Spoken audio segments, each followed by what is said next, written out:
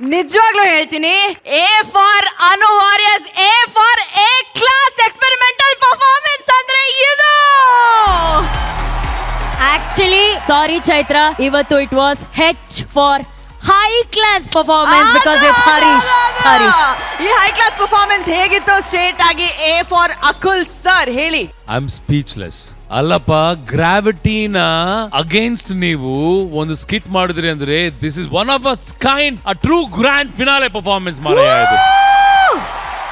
Harish, hats off ಮಾರಾಯ. ನಿಜವಾಗ್ಲೂ ಈ ಕಾನ್ಸೆಪ್ಟ್ ಯಾರು ರೆಡಿ ಮಾಡಿದ್ರು? Can I have dum on stage please? Mentor Ganapa ಹಾಗೆ ರೈಟರ್ ಸುನಿಲ್ ಅವರು ದಯವಿಟ್ಟು ವೇದಿಕೆ ಮೇಲೆ ಸುನಿಲ್ ಬರಬೇಕು. And Ganapa please come on stage.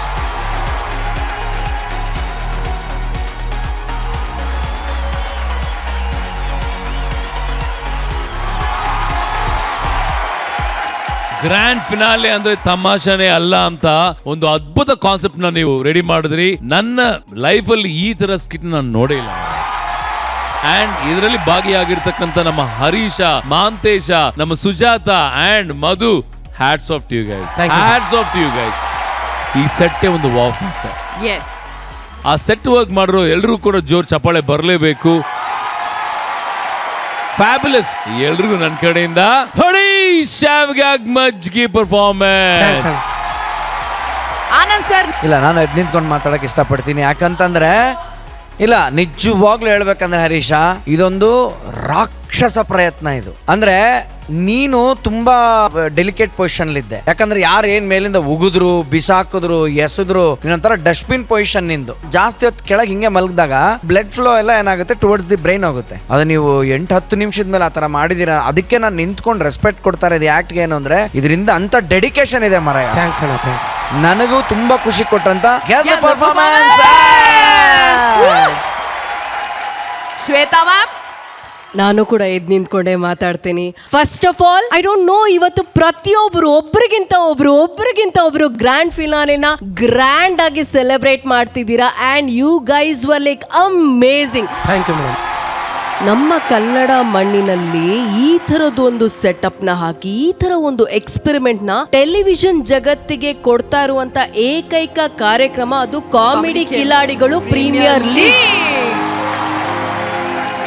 ಪ್ರತಿಯೊಬ್ಬ ವೀಕ್ಷಕರಿಗೂ ಹೇಳೋದಕ್ಕೆ ಇಷ್ಟಪಡ್ತೀನಿ, 2 ಗಂಟೆಗಳ ಕಾಲ ಈ ಒಂದು ಸೆಟ್ ನ ಹಾಕಿದ್ದಾರೆ.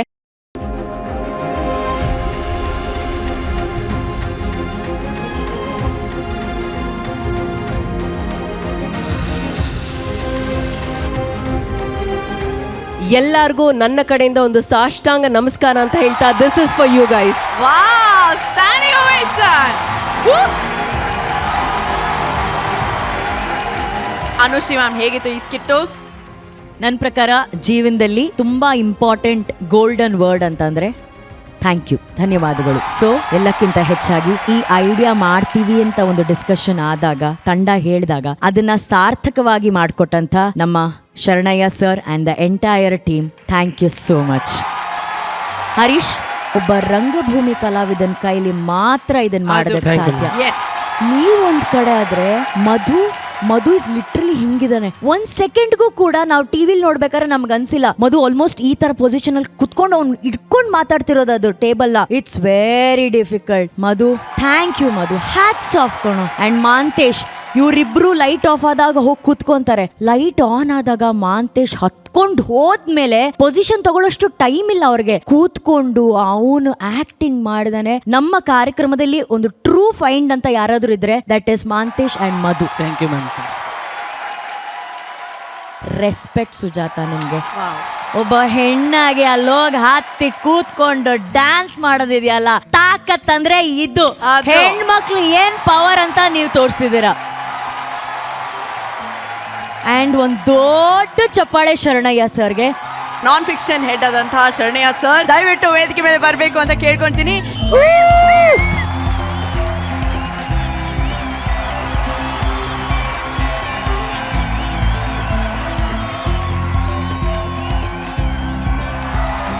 ಶರಣಯ್ಯ ಸರ್, ಯಾವಾಗಲೂ ಜಗಣ ನಾವೆಲ್ಲ ಫಿನಾಲೆನ ಹೊರಗಡೆ ಮಾಡ್ತೀವಿ ಪಬ್ಲಿಕ್ ಅಲ್ಲಿ ಏನಾಗುತ್ತೆ, ನಾವು ಎಕ್ಸ್ಪೆರಿಮೆಂಟ್ಗಳನ್ನ ಮಾಡೋಕ್ಕಾಗಲ್ಲ. ಯಾಕಂದ್ರೆ ಇದು ಬಹಳಷ್ಟು ಟೈಮ್ ತಗೊಳುತ್ತೆ, ಜನಗಳನ್ನ ಕಾಯಿಸೋದು. ಈ ಥರದ್ದು ಫಿನಾಲೆನ ಸ್ಟೇಜಲ್ಲೇ ಮಾಡಬೇಕು ಅಂದ ಕೂಡಲೇ ಒಂದಿಷ್ಟು ಎಕ್ಸ್ಪೆರಿಮೆಂಟ್ ಮಾಡೋಣ.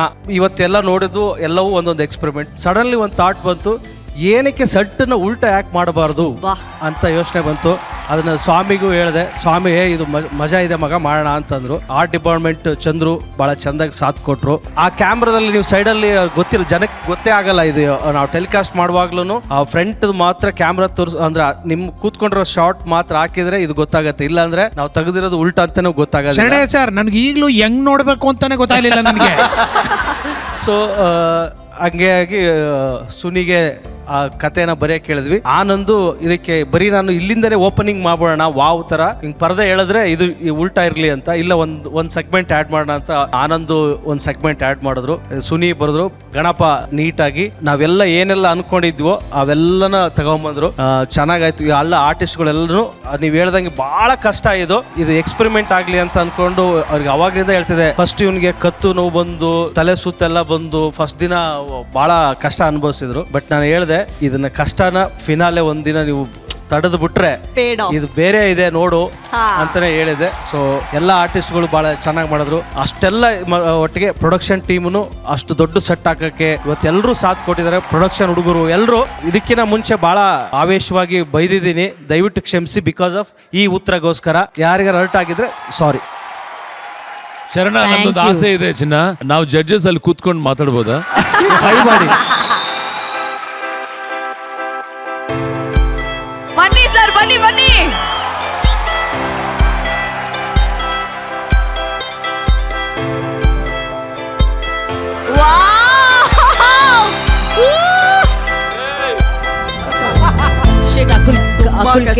ಅಕುಲ್ ಕೇರ್ಫುಲ್. ಹಿಂಗೆಲ್ಲ ಮಾಡಿದ್ರೇನ್ರು? ಸೀರಿಯಸ್ಲಿ ಇದು ಸಖತ್ತಾಗಿದೆ, ಬಟ್ ಕಷ್ಟ ಇದೆ. ಇಡೀ ಆಕ್ಟ್ ನ ಸೆಟ್ ನ ಆಗ್ಲಿಂದ 3 ಜನ ಹಿಂಗ್ ಹಿಡ್ಕೊಂಡ್ ಬೇರೆ ನಿಂತಿದ್ದಾರೆ, ನಾನು ನೋಡಿಲ್ಲ. ಅದಾಕೆ ಸ್ಕ್ರೀನ್ ಮೇಲೆ ತೋರಿಸಿ, ಅದು ಅದೆಲ್ಲರೂ ನೋಡ್ಬೇಕು. ಅವ್ರಿಗೊಂದು ಜೋರಾಗಿ ಚಪ್ಪಾಳೆ ಬರಲಿ. Oh my God.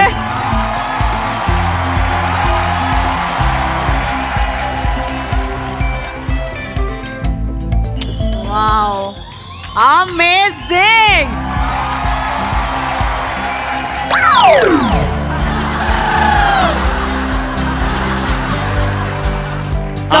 ಸೈಡ್ಗೆ ಬಂದಿತ್ತು ಆರ್ಗನ್ಸ್ ಎಲ್ಲ, ಈಗ ಮುಂದೆ ಬರ್ತಾ ಇದೆ. ಕುರಿ ಪ್ಲೀಸ್ ಕುರಿ. ಗ್ರ್ಯಾಂಡ್ ಹರೀಶ್ ಆಂಟಿನೇ ಕೂತಿದೆ.